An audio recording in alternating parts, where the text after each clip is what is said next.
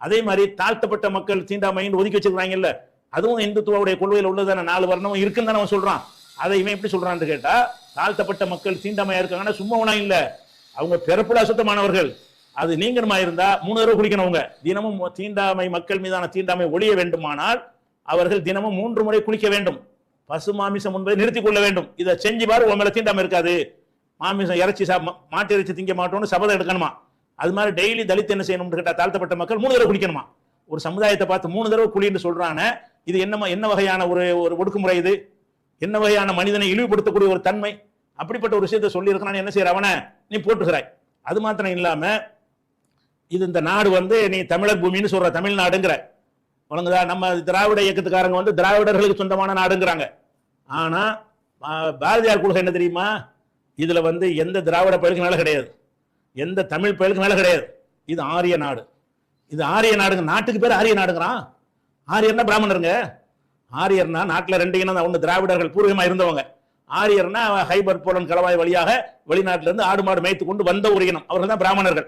அவங்கள தான் ஆரியர்னு சொல்லுவாங்க. அப்ப ஆரியர் என்று சொன்னாலே பிராமணர்னு அர்த்தம்.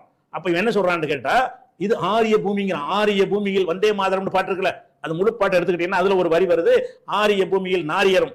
இந்த ஆரிய பூமியில நாரியர்னா பெண்கள் அர்த்தம். ஆரிய பூமியில நாரியரும் நரசூரியரும். நரசூரியர்னா மனிதர்கள் சூரியன் போன்றவர்கள். ஆண்கள் அப்படியே புகழ்ந்து பெண்களை மட்டப்படுத்துறான். நரசூரியர்னா ஆண்கள். அப்ப நாரியரும் நரசூரியரும் சொல்லும் வீரிய வாசம் வந்தே மாதரம். இந்த ஆரிய பூமியில இருக்கிற பெண்களும் வந்தே மாதரம் சொல்கிறார்கள், ஆண்களும் வந்தே மாதரம் சொல்கிறார்கள். சொல்ல வரும்போது இந்த பூமிக்கு என்ன பட்டம் கொடுக்குறான்? ஆரிய பூமிங்கிறான். அப்ப என்ன அர்த்தம்? இதெல்லாம் நீ தமிழெல்லாம் நீ வந்தவன், உனக்கு இது பூர்வீகம் கிடையாது. தெலுங்கெல்லாம் வந்தவன், கன்னடம்லாம் வந்தவன், அவன் தான் திராவிடன். மலையாளிலாம் வந்தவன், அவன் வந்தேரிகள்.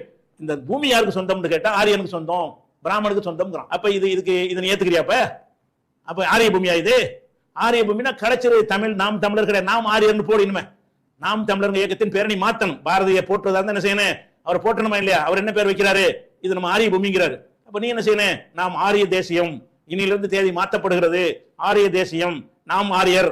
நாம் ஆரியர்னு என்ன செய்யணும்? நீ பேரை மாத்திக்கிட்டு ஆனா உன்னை சேர்த்துக்க மாட்டான், அது ஒரு விஷயம். அப்ப அந்த மாதிரி ஒரு விஷயம் இருக்கு. இது என்ன நீ தேடல?